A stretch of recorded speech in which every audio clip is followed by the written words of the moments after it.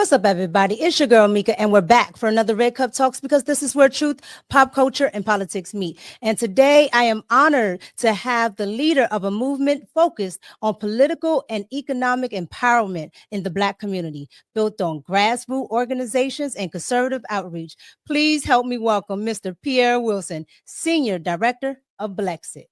Here we go. How are Hello. you? It's good. I'm so glad to be with you today. Oh, goodness. Well, thank you for joining me. I appreciate you, especially with my start.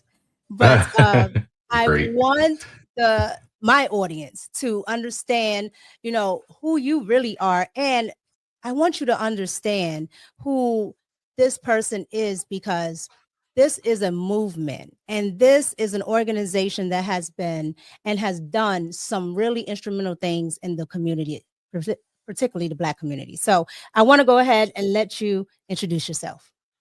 Yeah, so I am Pierre Wilson, the Senior Director of BLEXIT. I am a former Democrat. I started my journey, believe it or not, on the left. And the short version of my story is that I had my red pill moment at a political awakening where I really started to question things. I did a ton of research, which led me down the road that I'm on today. BLEXIT had really just gotten started, like it was brand new. They only had plans to do a couple shows.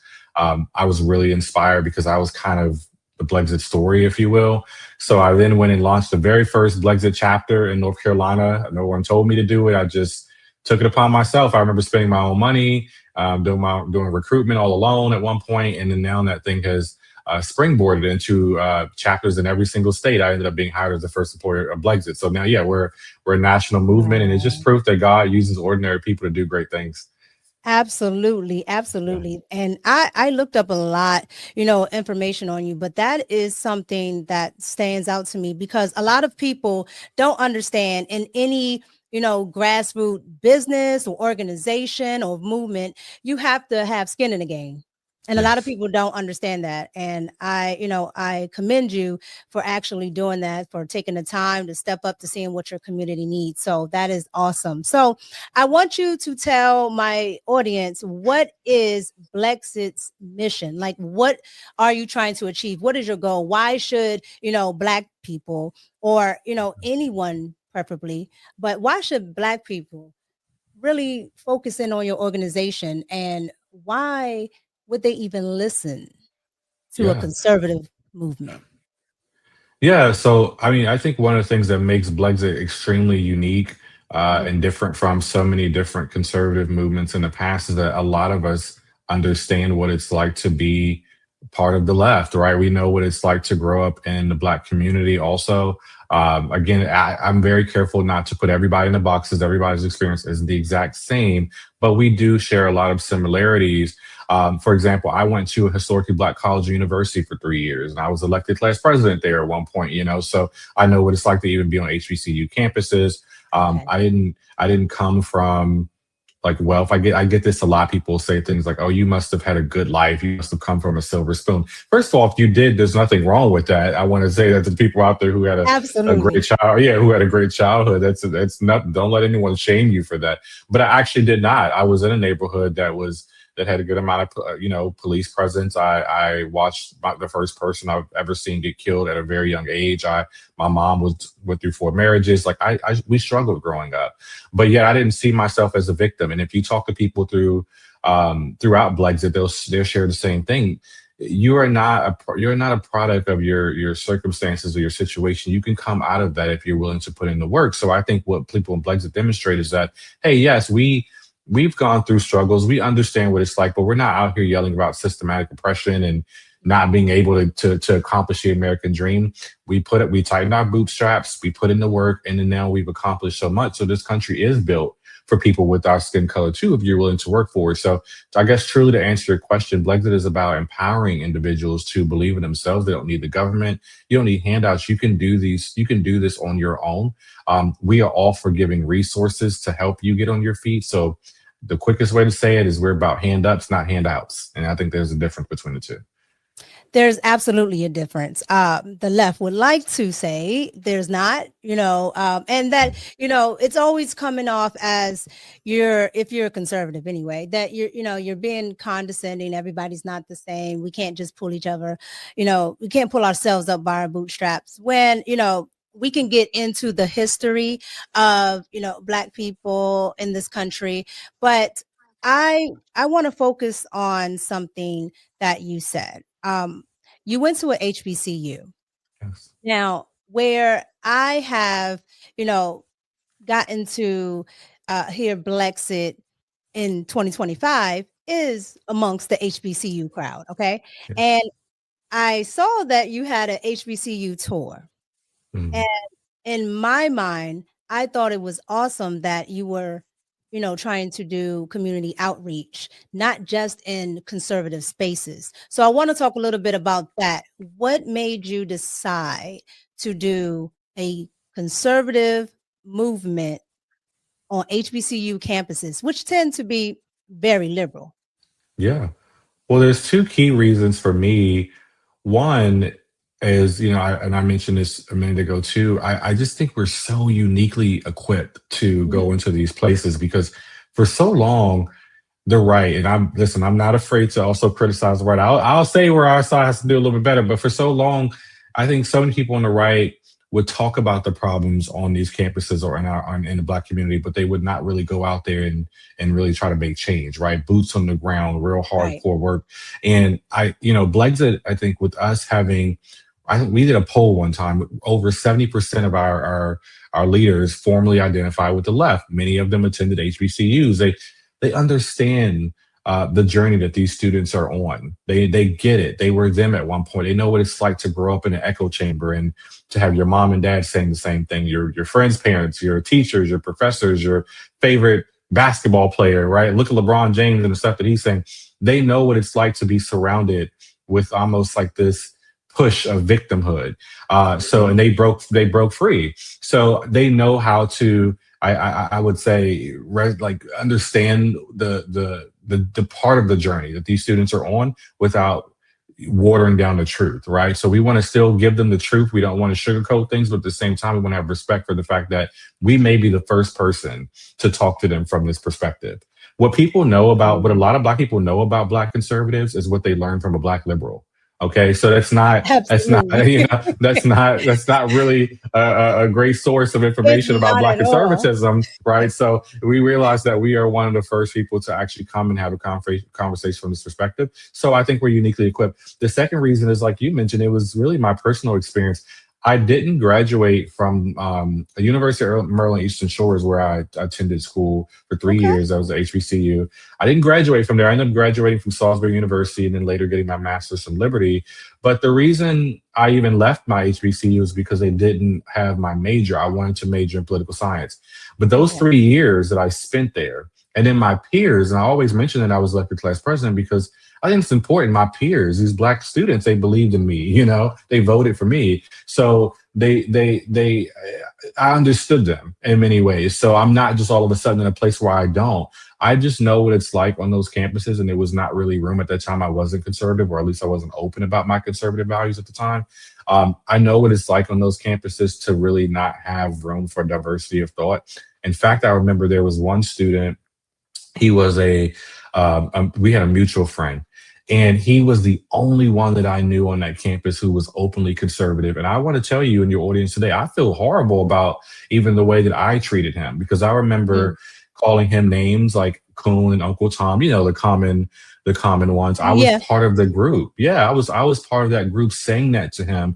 And I'm like, man, I wish I could see him today because I would apologize to him for doing that. I didn't even know why I was calling him those names. So anyway, to Mhm. wrap that up, it's just not really much room on those campuses for diversity of thought, and we believe that there should be. So Right. we're willing to go into the Lions Den and open up that or start that conversation. So here's one of the things that I want to touch on. One of the things I want to touch on is the factor of HBCUs, right?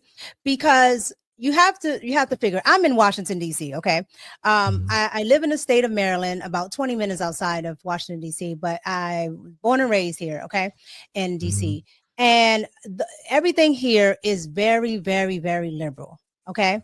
From the schools, whether HBCU or not. As you know, we have Howard. And Yes.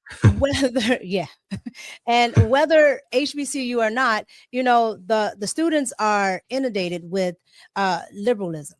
Okay. All of the news sources are very liberal here. We have the Washington Post, Mhm. as you know.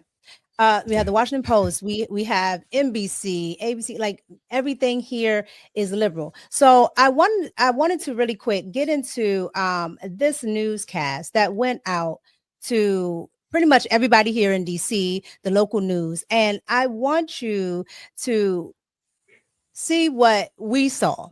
And then Mhm. I want to hear your thoughts on it, because this is what was put out to, younger people, Gen Z, and even, millennials. I want you to Mhm. see this, and then we'll come back. Okay. Well, right now, we are in the midst of homecoming season at historically Black colleges and universities. And there's a flyer surfacing online that promotes a, quote, Educate to Liberate HBCU tour. And the event is being organized by BLEXIT, a group powered by Turning Point USA, a nonprofit that advocates for conservative politics, founded by Charlie Kirk. According to the flyer, the group plans to stop by Bowie State and Howard University during their homecomings. News 4's Dominique Moody spoke with students ahead of this controversial visit. Nobody told y'all come here. That means nobody wanted y'all to be here. So why are you over here trying to start all this drama? Because they know that's what's gonna happen. I feel like it's pointless. It's a waste of time, and it's like that's not something you should want to do to HBCUs and Black students. You should want to uplift us. Bowie State University students reacting to this flyer announcing a Educate to Liberate Historically Black College and University tour. The event is hosted by BLEXIT, a group founded under the umbrella of conservative organization Turning Point USA, founded by Charlie Kirk. According to BLEXIT's social media posts, the tour aims at bringing conservative values to life, fostering critical thinking, sparking powerful conversations up to HBCUs, and bringing freedom vibes you won't get in the classroom. Everyone has a right to their opinion, and, as much as we may view them as negative, a lot of more negative opinions have been coming out, and people have been speaking out and, standing on them. The tour dates are happening.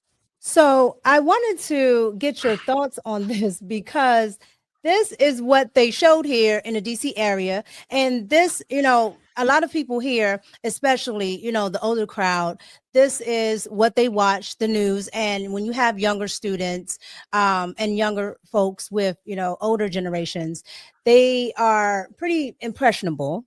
All right. Mhm. They share information very quickly.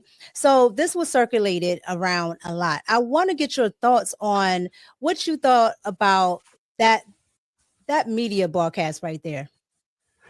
To be honest with you, I've seen worse. So I've seen Okay. worse, but that wasn't, I mean, we really don't expect them to be super fair. As you know, we were also, we actually got the front page of the Washington Post. And that was a huge thing for us. And when we started reading it, we knew right away that it probably wouldn't be fair. And so listen, though the students actually have been the best part of this tour. I know there were some students there that were kind of like, oh, who invited them or whatever. But to be quite honest with you, it has actually been the faculty and the staff that has been the most difficult to deal with, not so much the students. When we have these conversations with students, typically, even if they disagree with us, we've heard so many times like, you guys are actually pretty cool. And we're like, yeah, we're normal, we're people, So they end up finding something that they agree with us on. And then here's the thing that the media will never report. A lot of students actually do agree with us on majority of the things that we're talking about. So I think the faculty and staff honestly should be the ones on camera, because they're the ones behind the scenes doing all the work to try to keep us off these campuses. We haven't gotten run off of a campus by students. Whenever we've gotten kicked off, it's always been faculty and staff who complain. Students have been willing to engage with us, have the conversation. The media's portrayal, the narrative that they're pushing is not entirely correct. And just to solidify that, we have 21 HBCU clubs that we recognize. 17 of them came as a result of us doing an Educate to Liberate tour over the last 3 years. So if it wasn't effective, then why is it working so well?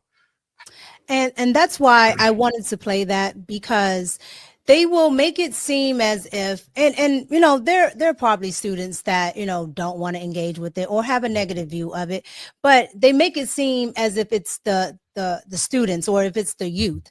And I've even found that. That's why I brought it up, because we know that the young kids, and you know, even us as millennials, we don't watch legacy media. And legacy media is usually talking to the, you know, older Gen X and boomers. So I found it, you know, I found a disheartening with it, because Yeah. it seems like it's the older crowd that's trying to, you know, steer the youth a different way. So that's why I wanted to get your take on it, to see what you thought and what you actually experienced on the ground versus what we see on the media or what we see on television, because it's to me, it seems like a totally different thing. And to another point that you had, it also seems like a totally different thing when you add up things like, well, the faculty, how they want you off campus, and how they have all of their ideas and ideologies. What do you think would it take to actually have younger, I will say more impressionable students and younger people to actually come over to the conservative movement? I think it's going to take more of what we're doing right now, and you hit the nail on the head. A lot of the faculty, they're stuck in their ways. You know, they have this perception and they don't want to change. Some of it's pride. I have to be honest. I always say this. Listen, I respect our elders for sure. You won't find me out there cussing and disrespecting our elders, but I will respectfully disagree, you know, and I have no problem doing that. And many of them are very much stuck in their ways. And they are being fed a constant flow of the CNN and MSNBC and this noise. So it's almost putting them into a place where they can't see the other side. They don't want to hear anything about the other side because they've already formed their opinion. The students are still forming their opinion. So I think for us to continue to do what we're doing is going to work. We have no plans to stop this tour. I mean, it's done for the fall season, but we will be back again next year. And people ask, you know, why during homecoming season? And one of the things I told them is because that's when you get the most amount of people. We're not afraid. Exactly. We're not going to come when there's a small amount. We are proving to the world that we believe that what we're here to discuss, we believe that it's relevant and matters. It's important and important enough where we will come into what some people have called the lion's den. We will be outnumbered by a lot, but that shows, I think, for us, how much we believe in this mission, that we're willing to face or take on an entire crowd if that's what it comes to. And we also believe that we're doing this in a way that's respectful. I've heard the news stories say chaos and craziness. Keep in mind, this is our third year. This is our third year. So if it was so chaotic and crazy, why didn't you hear reports about this the first 2 years? You know what I mean? Honestly, I haven't heard about it in this area at all. This was the first time I had ever heard about it. The news wouldn't even cover us the first 2 years. We ended up getting a club on Howard University in the first year that we did this, but the news would not cover it. I think the news is starting to cover it now because they're seeing that their silence is actually not helpful. You know, we're forming clubs. These campuses are taking notes, right? Taking notice of it. So now you see the attacks now. They're like, okay, well, the second step, if ignoring doesn't work, we're going to start attacking, right? And that's what you're seeing. And I think it's something else going on that they can't ignore. The MAGA movement, right? Yes, And America First. So it's not just, you know, because they like to say that, you know, there's a white supremacist tone to it and all of this other stuff, as if, you know, those things can't exist on the side of the liberals. But they like to take that tone to it without factoring in Black conservatives or, you know, conservatives of color. So with that being said, I think they can't ignore that there is a lot of movement from the Democratic Party with Black people, okay? Mm-hmm. And preferably Black men and boys. Yes. So I want to get your thoughts on Black men moving more conservative. Like, what do you think is the spark? Being that you deal with, you know, the youth a lot, what do you think they're hearing and seeing that maybe some other Black youth are not. Yeah, and I actually put a tweet out before the election. I think I also posted it as a thread, and I pinned it on my Threads account. But I said Black men would be a difference maker in this election, and between Kamala and Trump, and they were. I'm not surprised, because we are on the ground and we hear what they're saying, and we knew that there was a shift, something was different. And I kept telling everybody, I was like, something's different. You're going to see movement, and then all of a sudden, election day comes, and then you see that movement. And this is just the beginning. The thing that I think is helping Black men right now is that they're not happy with the way that the left has almost crushed, or trying to crush, their masculinity, right? The left keeps trying to tell you that men are as important. And I think a lot of men have an inherent like trait, something inside of us. We want to lead. We want to take care of our families, want to take care of our That's kids. Masculinity. Yeah, it's masculinity. And no one wants to feel like you're being told that you don't matter and that you're weak and you're irrelevant. And then you start to talk about the trans issue.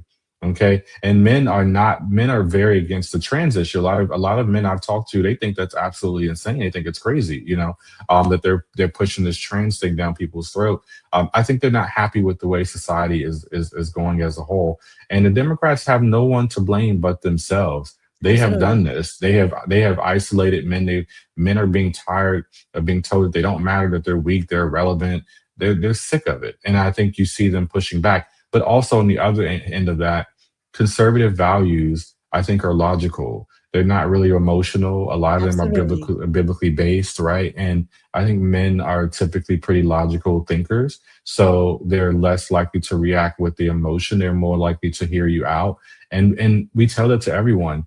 Take away Trump, take away Kamala, take away red and blue and all that. Let's just talk about values. Where do you stand? What do you believe in? Without all the emotions and the gaslighting and all that stuff, what do you believe in? And men are more likely to have that conversation. More likely than not, they realize they're conservative. Absolutely. And you know what I even found with talking to women of color, Black women, I've even found that most of them who, I call the 92% over here, but the 92%, if you strip away all that, like you just said, if you strip away all that and ask them these same questions, most would agree. So then you put it back and say, well, then why do you vote for a party that doesn't share your values at all? Well, my mother voted for the Democrats and so voted for the Democrats. And that's why I think that it's important that these faculty members and who these people on campus that are the youth have around them is very important, because they seem to be influenced a lot by that. I keep hearing that statement over and over. If that's not the one statement that I hear, it's the only statement that I hear. Well, everybody in my family votes Democratic. And you even said yourself, you come from a family that did that exact thing. It's so how do you break that doom loop? And I see it with, young men and boys, but I don't see it with the 92%, whether young or old. So how do you think BLEXIT can crack through at least the youth of Black women and women of color? Well, first it's understanding how the left was able to dominate the Black community, and particularly Black women as a whole, and getting to the root of it. So the root is culture. I think a lot of people think politics right away, but it wasn't a politician in a three-piece suit that showed up and convinced them. It was their favorite singers, their favorite rappers. It was, again, the professors, the teachers. It was everything else around them. I remember going to my friend's house at a young age, and they were talking politics, and his parents were talking about, how horrible the Republicans were and how great the Democrats. I mean, it was everywhere you went. So understanding immediately that a lot of these people have been in an echo chamber their entire life. They have never heard the story from the way they were about to tell the story. And then also and having respect for that, that matters. That matters. And I tell conservatives all the time, it doesn't mean you have to water down the truth, but if you've only heard one version of the story and you've heard it your entire life, sometimes you're not going to convince that person in a day. I've had so many people who I've had conversations with, and I call it planting seeds. Plant the seeds. Conservatives, I've watched them have conversations sometimes with liberals, and they're like throwing everything at them, all the facts, everything. Why don't you understand? And it's like, what you're saying is true. It's 100% true, but that person has to be ready to receive that, because Absolutely. this is a life change for them. This is it could also lead to a very lonely feeling. I remember when I essentially had my red pill moment, one of the first things I thought was I wanted to call someone and talk to them about it. And I had no idea who to call. Who do I talk to? Absolutely. Everybody in my life is a liberal, it can be a very lonely feeling. So Yes. And you hit it understanding. right on the nail. I Yeah. think that is absolutely one of the, if not the main reason, right? Because Yes. of, being ostracized, feeling alone. And, we're in a society where, the youth already, are dealing with certain things, especially after, Yes. CV.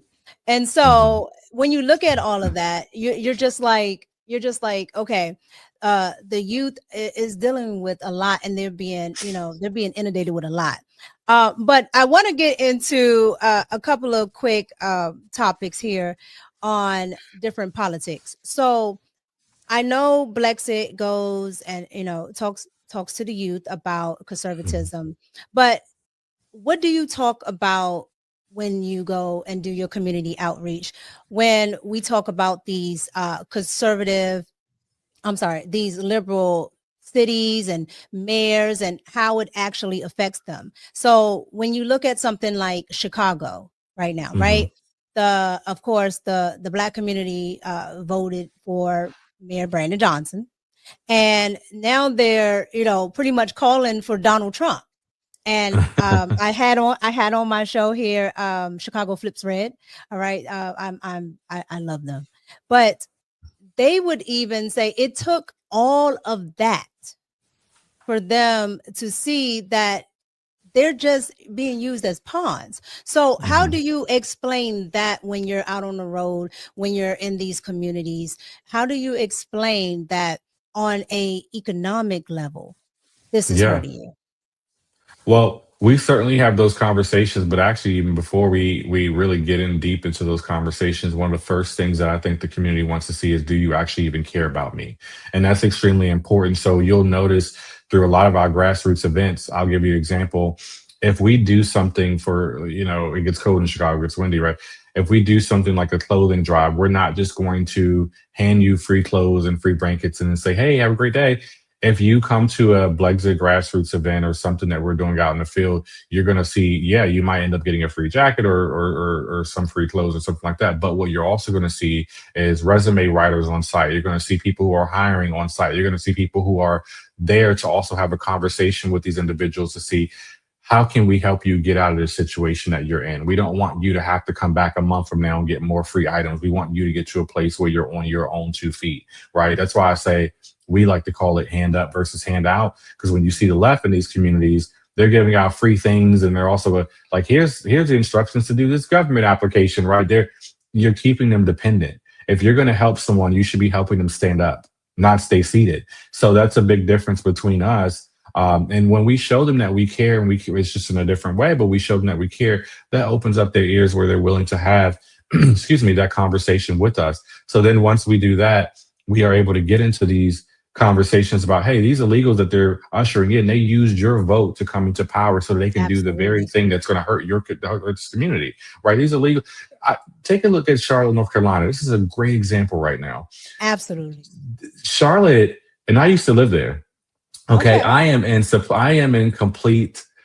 I shouldn't be in shock, right? I shouldn't be, but Not at all. I have to tell you, I'm a little surprised at how bad it was. You're looking at job sites completely empty now that ICE is shut. I mean, Yes. so many The job sites. I think they said schools. 30,000 kids. 30,000 kids. 30,000. Yeah. I reported that on my live yesterday. I couldn't believe it. There was one teacher 30,000. who said he had 4 students in his 4 class students. He yesterday. usually have 16. Yes. Yes. We're wondering why our test scores are low. We're wondering why. There was another parent who said she got a chance to observe a teacher, I guess a few weeks ago or so, and she said she watched her teacher give the instructions and then turn around and use a translator on his phone because so many students in the class did not speak English. What have we come to? So when we're wondering why we don't have job opportunities, we wonder why everything is so expensive and all these things. We wonder why housing is.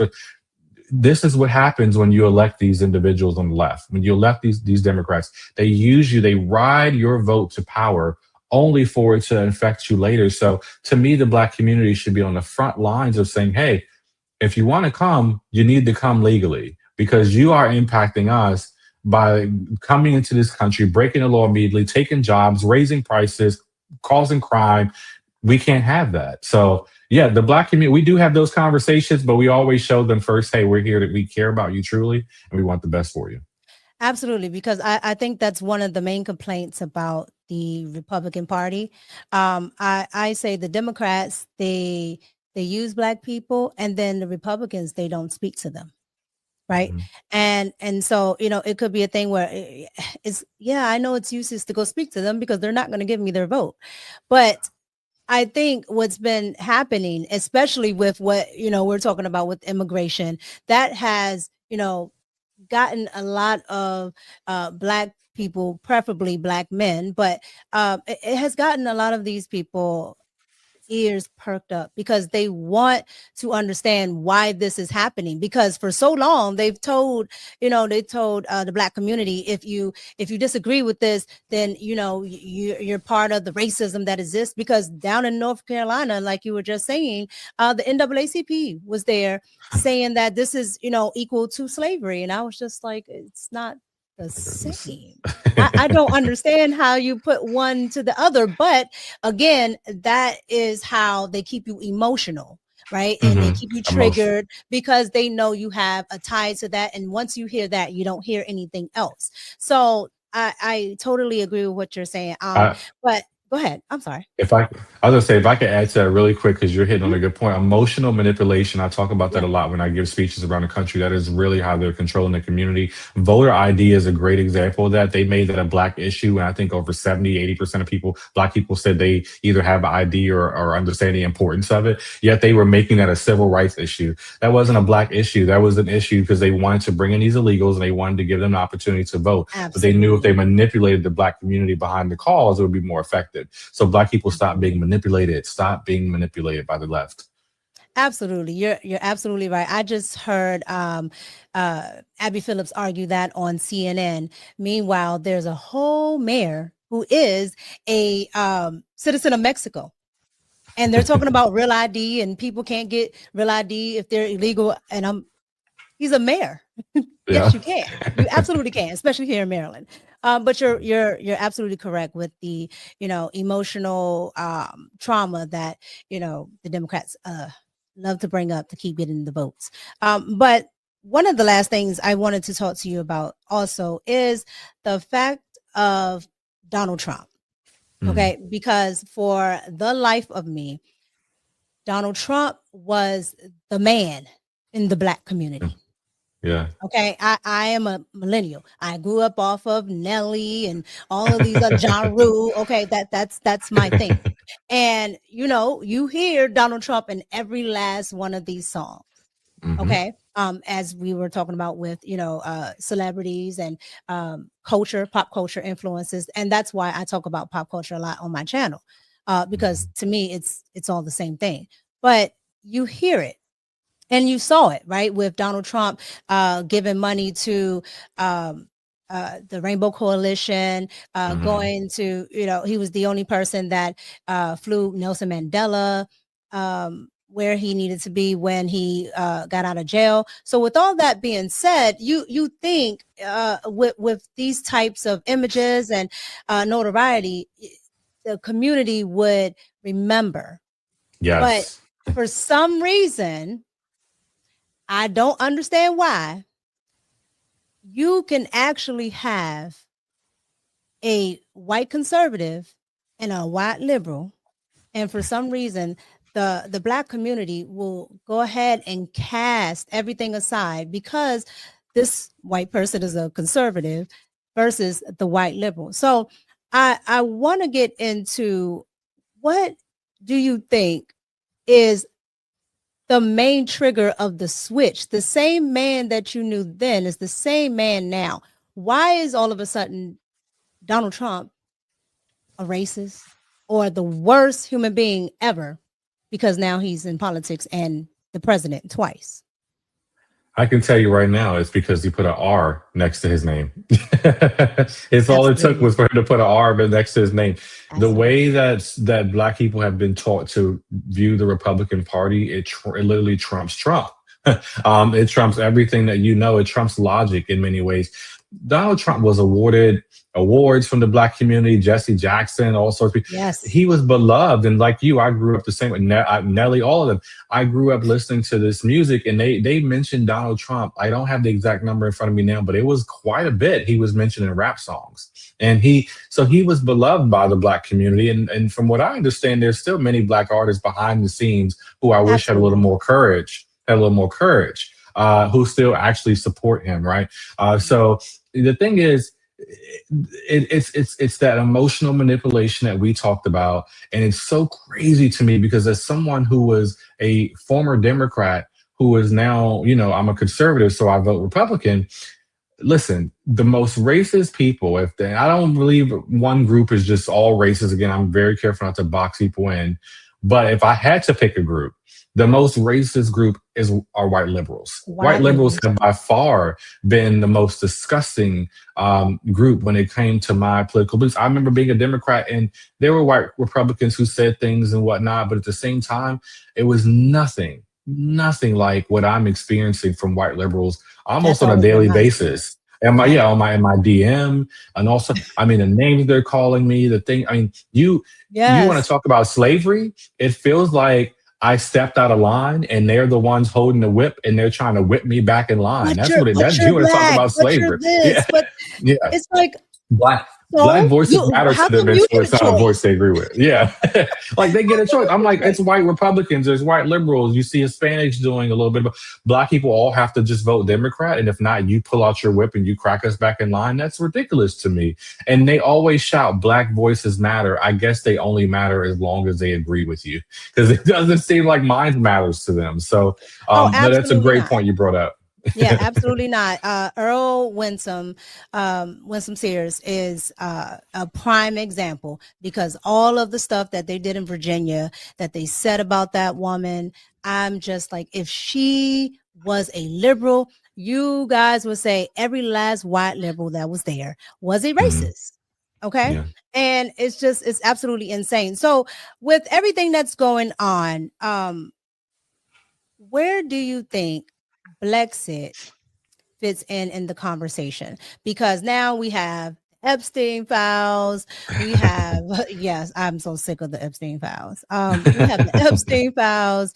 We have, the healthcare issue, which they're trying to make a Republican issue when it's been a Democratic issue for probably longer than I almost been a voting adult, right? And, I'm just looking at all of this, and it's still going back to communities of color saying that the Republicans or conservatives are against anything that, is for your betterment, for your well-being. Where do you think BLEXIT comes in and, expanding those conversations for the foreseeable future? Because we have, of course, 3 more years of Donald Trump and this administration, and I don't think the Democrats are going to let up.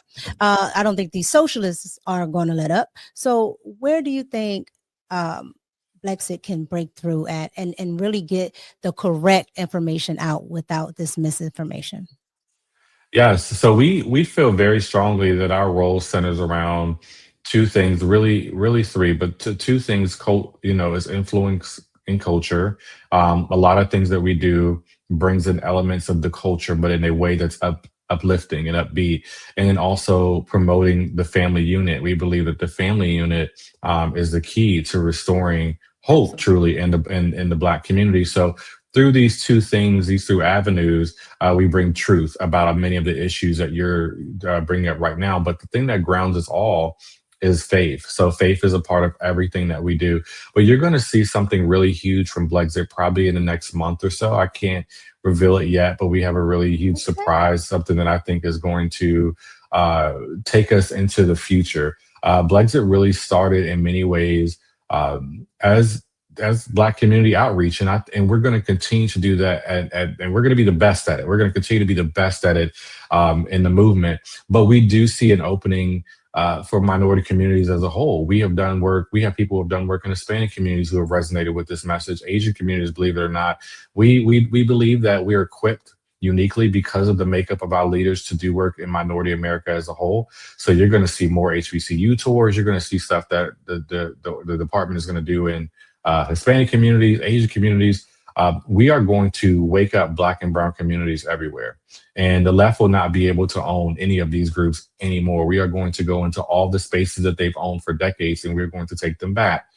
So you're going to see a much more active, a bolder, courageous group of individuals moving into 2026. And again, huge surprise coming in about a month or so that I think will make all of this make more sense. Okay. You heard it here first. Okay, they have a surprise coming in about a month or so. My audience knows. Okay, all the red cuppers know.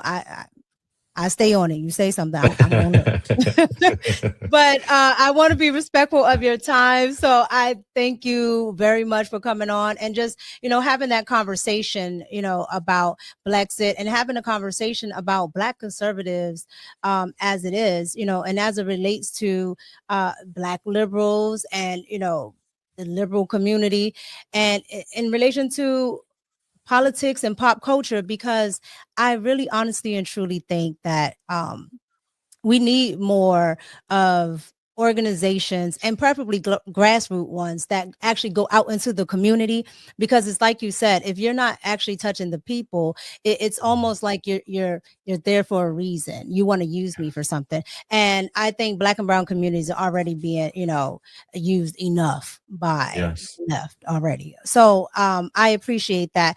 Can you give the audience where they can find all the information they need about BLEXIT, where they can find upcoming events, and anything else you want to let the audience know about BLEXIT? You can find us at www.blexit.com. I encourage you guys to all go there and get involved, whether it's through, joining your local chapter in the community, whether it's donating, even if it's $5, whether you're a student at an HBCU and you want to join or start a club on your campus. I encourage you guys to certainly get involved. If you're someone who loves BLEXIT, but maybe you have another organization that's close to your heart, I am not biased. I just encourage people in general to get involved somewhere, because we do need people to join the fight. One of the biggest things I've noticed when I've traveled the country, talk to people, is there's this perception that all these groups have it. We got it. We're good. No, we need everybody. We need everybody we can. So find a way to get involved and make your voice heard. Absolutely. Well, again, I definitely want to thank you for coming on. And I want to thank the viewers for watching. It's your girl, Mika. Again, go to all of the information, which will be in the description below, but go to all of the information, go to the websites, go to the social media pages, because that's where most of us live. Go to those pages, really support, Black and brown organizations that are doing outreach to the community. It's your girl, Mika, and I'm out.